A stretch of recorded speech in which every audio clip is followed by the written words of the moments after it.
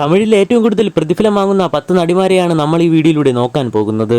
Number 10 Sai പല്ലവി. പ്രേമം എന്ന സിനിമയിലൂടെ ശ്രദ്ധേയമായ മലർ എന്ന കഥാപാത്രം മലയാളികൾക്കിടയിൽ മാത്രമല്ല തെന്നിന്ത്യയിൽ തന്നെ തരംഗമായിരുന്നു. 1.5 കോടി മുതൽ 2 കോടി രൂപയാണ് സായി പല്ലവിക്ക് ഒരു സിനിമയിൽ നിന്ന് കിട്ടുന്ന പ്രതിഫലം. നമ്പർ 9 ശ്രുതി ഹർഷൻ. ഉലകനായകൻ കമലഹാസന്റെ മകൾ എന്നതിലുപരി സിനിമാ രംഗത്ത് തന്റേതായ വ്യക്തിമുദ്ര പതിപ്പിച്ച താരമാണ് ശ്രുതി ഹർഷൻ.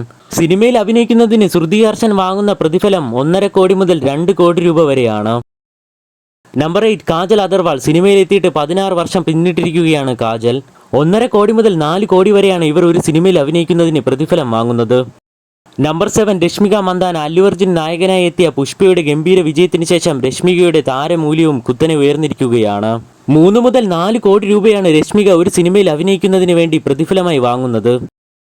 നമ്പർ 6 കീർത്തി സുരേഷ്. ഒരു സിനിമയ്ക്ക് വാങ്ങുന്ന പ്രതിഫലം 4 കോടി രൂപയാണ്. കീർത്തി സുരേഷ് ആദ്യമായി അഭിനയിച്ച ചിത്രം മോഹൻലാൽ നായകനായി എത്തിയ ഗീതാഞ്ജലി എന്ന ചിത്രത്തിലാണ്. നമ്പർ 5 രാഹുൽ പ്രീത് സിംഗ്. മോഡലിൽ നിന്ന് സിനിമയിലേക്ക് എത്തിയ താരത്തിന് തുടക്കം മുതൽ തന്നെ മികച്ച സ്വീകരണമാണ് ലഭിച്ചത്. 4 കോടി രൂപയാണ് ഇവർ ഒരു സിനിമയിൽ അഭിനയിക്കുന്നതിനായി പ്രതിഫലമായി വാങ്ങുന്നത്. നമ്പർ 4 അനുഷ്ക ഷെട്ടി. ഒരു ചിത്രത്തിന് 4 മുതൽ 5.5 കോടി രൂപയാണ് പ്രതിഫലം വാങ്ങുന്നത്. നമ്പർ 3 സമന്ത. ഇന്ത്യ ഫുള്ള ആരാധകരുള്ള നടിയാണ് സമന്ത. സിനിമാ പാരമ്പര്യമില്ലാത്ത കുടുംബത്തിൽ നിന്ന് കഠിനാധ്വാനത്തിലൂടെ താരറാണി പട്ടം നേടിയെടുത്ത നടിയാണ് സമന്ത. സമന്തയുടെ ആസ്തി ഏകദേശം 80 കോടിക്ക് മുകളിലാണ്. 5 കോടി രൂപയാണ് സമന്ത സിനിമയിൽ അഭിനയിക്കുന്നതിനായി പ്രതിഫലമായി വാങ്ങുന്നത്.